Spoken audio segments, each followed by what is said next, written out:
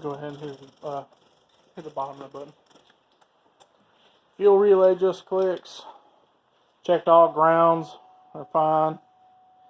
Brand new battery.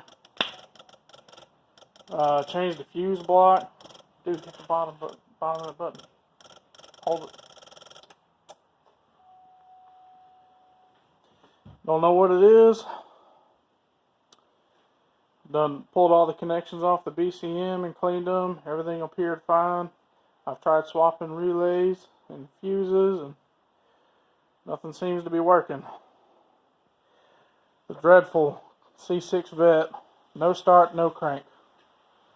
Need help. Anybody. Any information. I would greatly appreciate it.